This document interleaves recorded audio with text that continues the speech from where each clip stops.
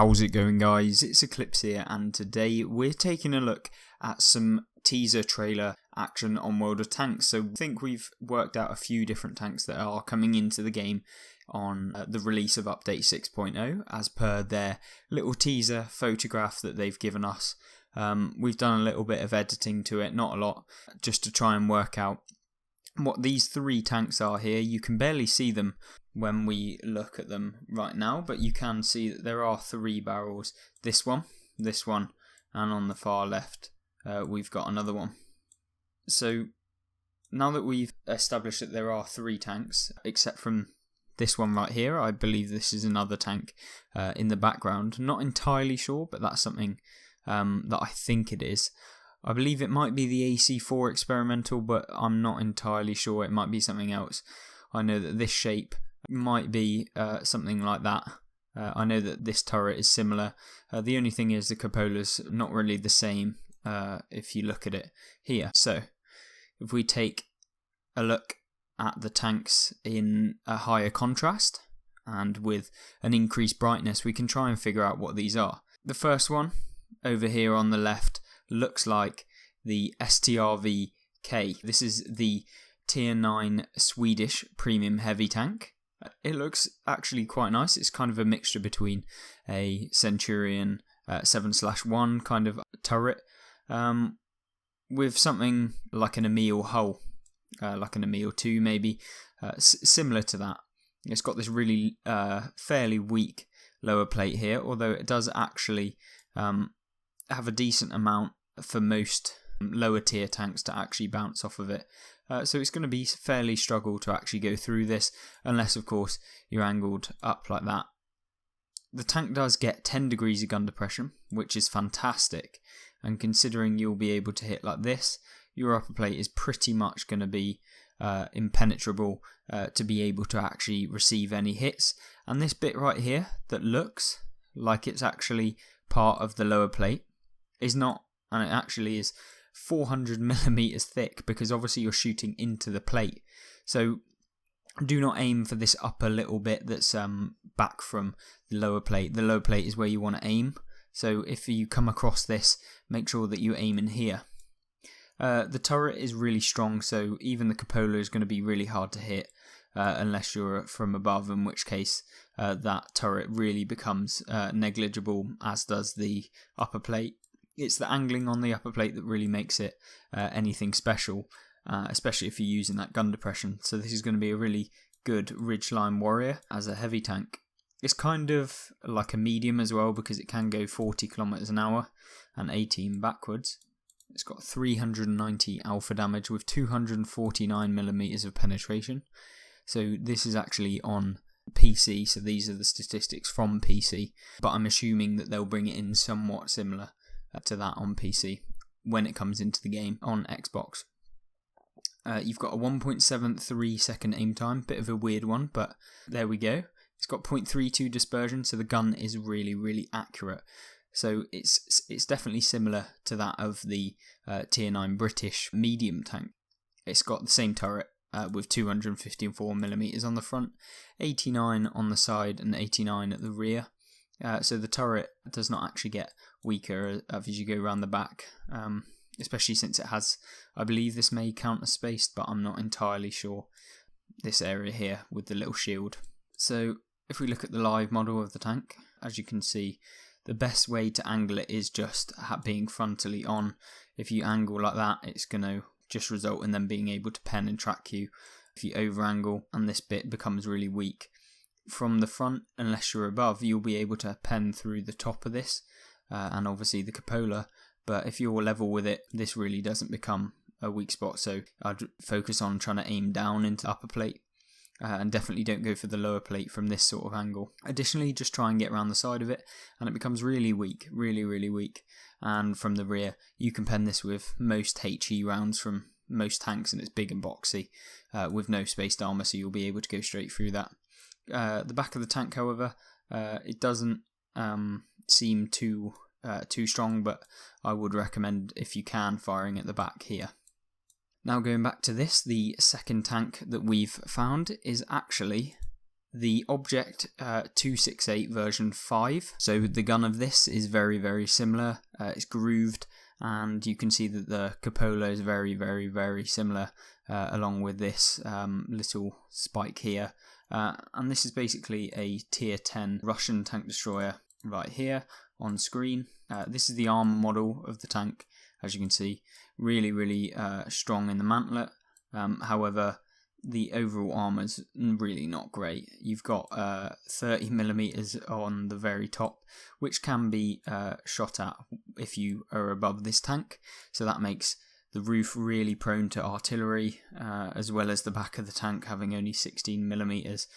Pretty much any artillery is going to pen you if it lands anywhere on the top of your tank and not the top of the front. From the front, this tank really is nothing special. Most tanks that are going to come up against it are going to be able to pen you through the turret, to be honest, with premium. And as you can see, it does look like a nice tank, but realistically the armor model does not seem very good. As you can see, most tanks will be able to pen. The lower plate is the weakest point, other than that of the cupola, although they are fairly similar. If you can't pen it, or you've tried penning the lower plate and you really can't, then definitely try and aim for this massive cupola. The bits on the side are not actually armour, a bit like what the Foch had. These side bits that come out are not armour, so you want to aim in the centre, in this column bit here, which is about 120mm of effective armour, going up to about 170, so pretty much everyone is going to pen you. Angling in this tank does nothing for it, just makes the upper plate even weaker.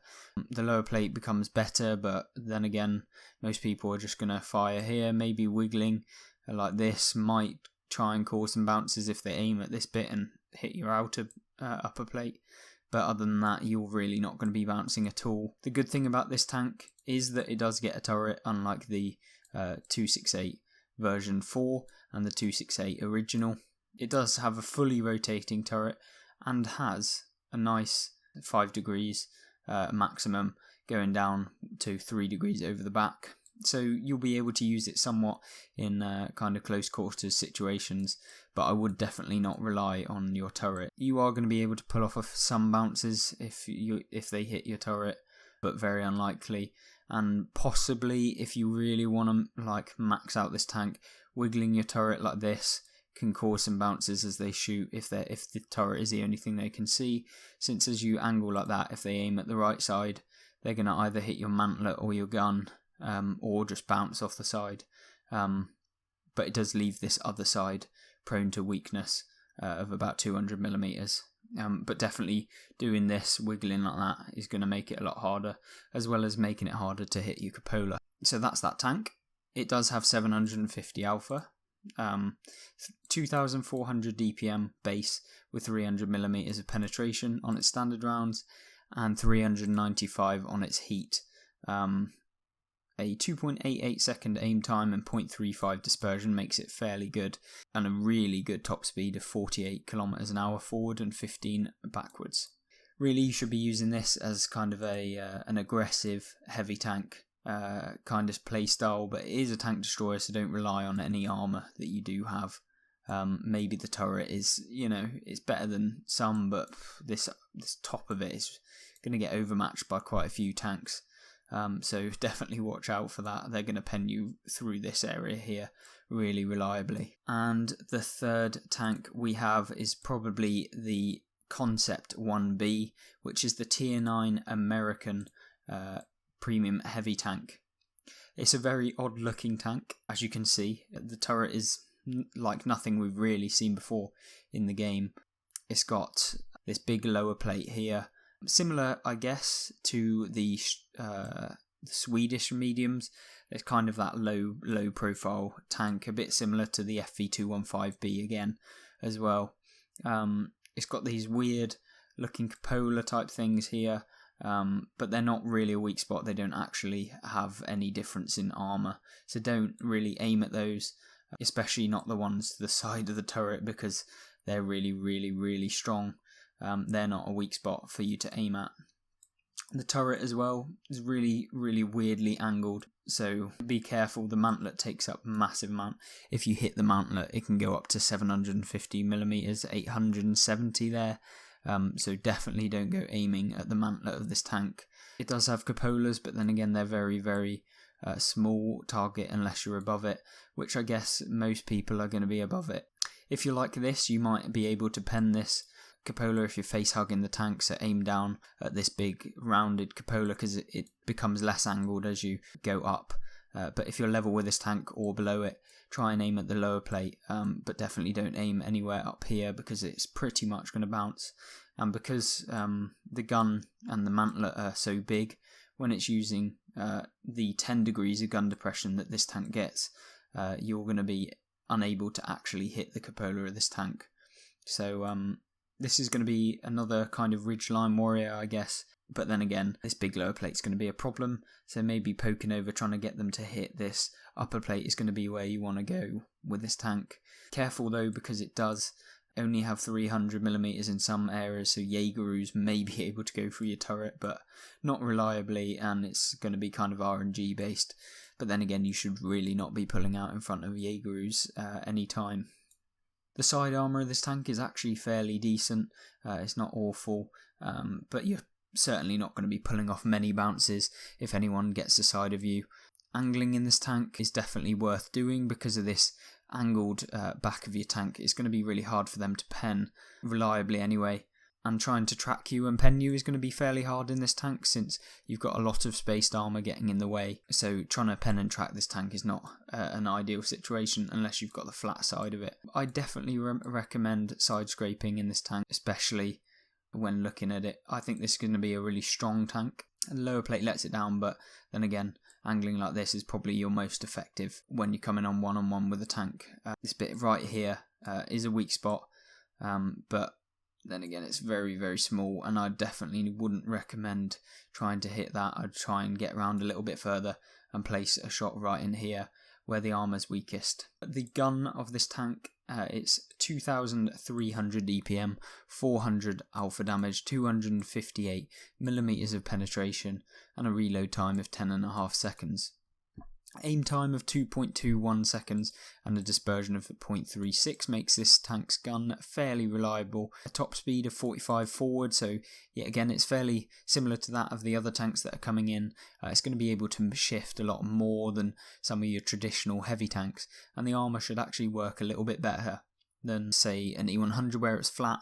There's a lot of angled surfaces on this tank. You do however only get 1800 health, which is not amazing for a heavy tank at this tier, but then again you do have that gun stats and the mobility, so that's one thing that you kind of have to take into account. One thing you can also rely on is the view range of 400 meters. That's not bad for a tank, and the power to weight of 20.64 makes this tank fairly mobile. You do get 310mm of penetration on your premium rounds, which are heat, which is really nice. So you'll get heat and APCR in this tank. You get HE rounds with 515 alpha damage and 53mm of penetration as well. So overall, I think this tank's going to be really fairly nice when it comes into the game. I'm hoping that with this new season, we're going to get these tanks coming in. Now, the last thing we'll talk about is actually what the season's going to be. So the thing on the website is Show No Mercy, Become Legendary. The Become Legendary is a slogan of Michael Jordan, and this came out for Nike, so I'm possibly World of Tanks have got a sponsorship with Nike. Not entirely sure, but this is something that maybe to keep an eye on. Not entirely sure, but this is my best bet so far from what I've looked on the internet and found out for myself. So there we go, 3 tanks coming into the game. By the looks of it, not confirmed, but this is what my best guess is, and as you can see from the visual models, they look fairly similar to the ones that are in the picture here, which is actually on the Wargaming website right there. It's just in with a better brightness and better contrast to make them stand out a bit. So yeah, that's everything with regards to the new tanks coming in with update 6.0, and that comes in tomorrow, so get ready for that. I hope you guys have found this video informative. If you have, don't forget to like the video and check out some of the other content regarding Update 6.0 on my channel. If you like that sort of thing, please subscribe, and I hope that you'll catch me in the next video. Goodbye.